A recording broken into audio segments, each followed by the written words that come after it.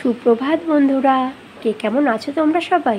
নতুন একটা ব্লগে তোমাদের সবাইকে অনেক স্বাগত জানিয়ে আজকের ব্লগটা শুরু করলাম। আজ রবিবার, যেহেতু আজ সকলের ছুটির দিন, আজ তো একটু দেরি করেই ঘুম থেকে উঠি। প্রতিদিনের মতন আজকেও দেরি করে ঘুম থেকে উঠেছি, শরীরটাও তো ভালো যাচ্ছে না।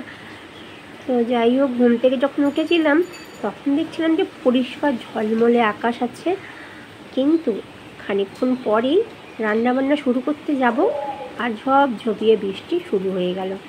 তো প্রতিদিনের রবিবারের মতন যা রান্নাবান্নার প্ল্যানিং থাকে, আজকে বৃষ্টি দেখে প্ল্যানটা পুরো চেঞ্জ হয়ে গেল।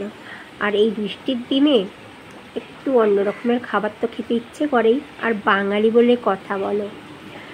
তো বৃষ্টি যেই শুরু হয়ে গেল, বরকে বললাম দাঁড়াও, তুমি না এখন বাজারে যেও না, আজকে না একটু অন্য কিছু খেতে ইচ্ছে করছে।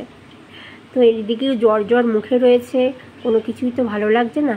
আজকে একটু অন্য রকমের খাবারটাই খেতে ইচ্ছে করলো, আর অনেক দিন এটা খাওয়াও হয়নি।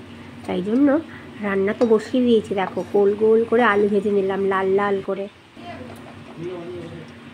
তো এই যে আলু ভেজেছি, বেগুন ভেজেছি, এই দুটো আপাতত ভাজা হয়ে গেছে।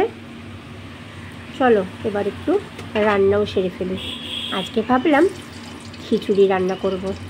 অনেক দিন খিচুড়ি খাওয়া হয় না, গোবিন্দভোগ চাল দিয়ে আর সোনামুগ ডাল দিয়ে খিচুড়ি বানাবো। আর মাত্র দুটো আলুই খিচুড়ির মধ্যে দেবো, কারণ ছেলে মেয়ে আর আমার না তো খিচুড়ির মধ্যে এই আলুগুলো খেতে ভালো লাগে না, কিন্তু আমার বড়মশাই ভীষণ ভালোবাসে। যে কোনো রান্নাই হোক না কেন তার মধ্যে আলু চাই। তো এদিকে কথা বলতে বলতে বড়মশাইও বাজার থেকে চলে এসেছে। ওকে আজকে পাঠিয়েছিলাম স্পেশাল একটা জিনিস আনতে।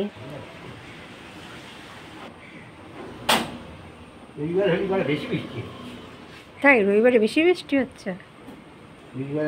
লাল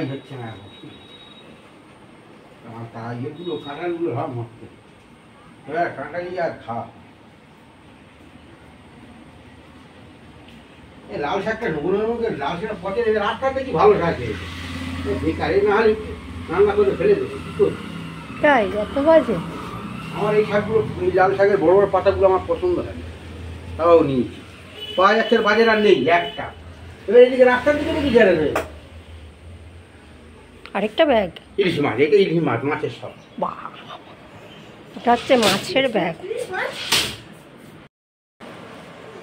বাহ, রাখার জায়গায়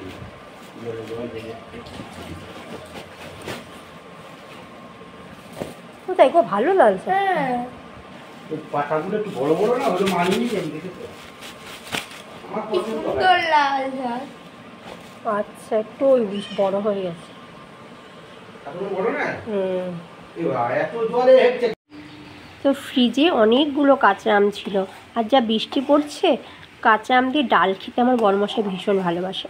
কিন্তু এই বর্ষাকালে আর টক ডাল ভালো লাগে, তাই এতগুলো আম ছিল, ভাবলাম যে একটু চাটনি করে রাখি। চাটনি করে রাখলে না অনেক খাওয়া হয়ে যায়।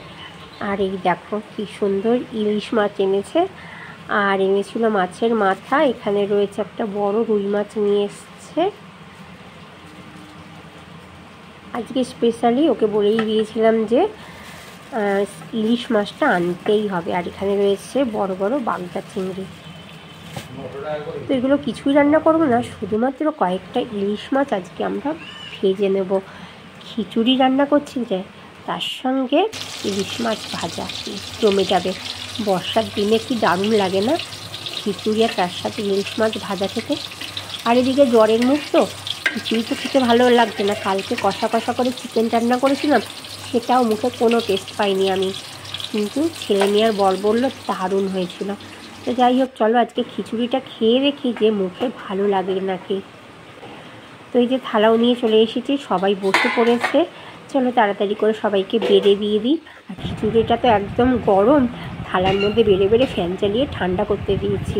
আর দেব তো গরম গরমই শুরু করে দিয়েছে।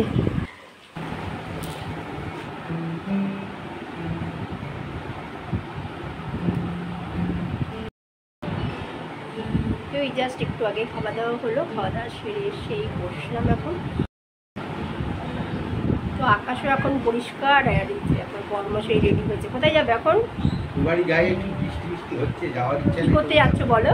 হ্যাঁ, কি করতে যাচ্ছ? ওই কাঁঠাল নিয়ে আসবো, কাঁঠাল। তো দেব এখন যাচ্ছে ওই বাড়িতে, মানে ওদের গ্রামের বাড়িতে। ওই বাড়ি থেকে এখন কাঁঠাল আনতে। কাঁঠালে তো চলো, দেব এখন বেরোচ্ছে। আর এখানে ঘরে নির্দেশনা এখন গিটার প্র্যাকটিস করছে। চলো সেটা পরে দেখাচ্ছি।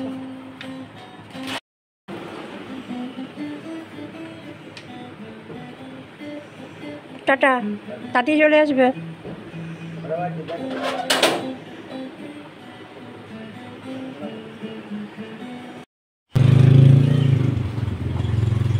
তো এখন গিয়ে একটু রেস্ট করব।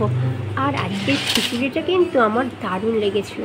এই জ্বরের মুখে এই কতদিন পরে আজকে যেন পেট ভরে খেতে পারলাম, আর মনটাও ভরে গেছে খিচুড়ি আর ইলিশ মাছ ভাজাটা খেয়ে। তো সোনা বাবা এখন গিটার বাজাচ্ছে, এখানে চুপটি করে বসে সোনা বাবা গিটার বাজানো শুনবো। আজকের ব্লগটা এখানেই শেষ করে দিলাম।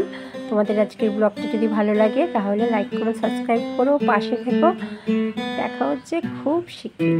Thank you for watching me, bye by.